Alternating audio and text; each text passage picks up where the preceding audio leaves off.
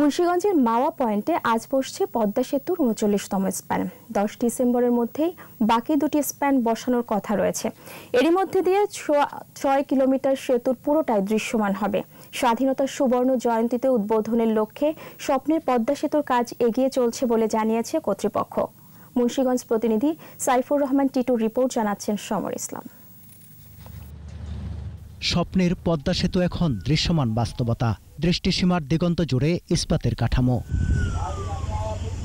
১১ ও ১২ নম্বর পিয়ারে ৪০তম span 2E এবং সবশেষ ১০ December ১২ ও ১৩ নম্বর পিয়ারে ৪১তম span 2F বসানো হবে।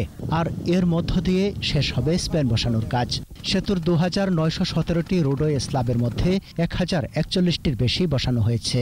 আর ২৯৫৯টি রেলওয়ে স্ল্যাবের মধ্যে বসানো হয়েছে ১৫০০টির বেশি। ৪০ নম্বর বসবে ফার্স্ট উইকে ডিসেম্বরের, আর ওটা বসবে সেকেন্ড উইকে।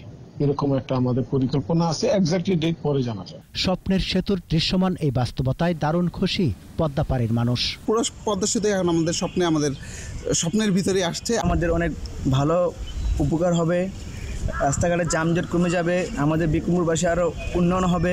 ওপারের মানুষ এপারের মানুষ ওপার এপার আওয়া যাওয়া করতে পারবো, সবারই আনন্দ লাগতেছে। দেশে এটাই প্রথম সেতু যার মূল আকৃতি দোতলা, উপরে সড়ক ও নিচে রেল লাইন। দক্ষিণ এশিয়ার দীর্ঘতম এই সেতুর দৈর্ঘ্য ৬.১৫ কিলোমিটার এবং প্রস্থ ১৮.১০ মিটার। আর এর অবস্থান মুন্সিগঞ্জের মাওয়া ও শরীয়তপুরের জাজিরা পয়েন্টে। মূল সেতু নির্মাণে কাজ করছে চীনা ঠিকাদারি প্রতিষ্ঠান China major bridge engineering company MBEC ও নদী শাসনের কাজ করছে সিনু হাইড্রো কর্পোরেশন। দুটি সংযোগ সড়ক ও অবকাঠামো নির্মাণ করছে বাংলাদেশের প্রতিষ্ঠান আব্দুল মোমেন লিমিটেড। সমর ইসলাম, ২১ টেলিভিশন।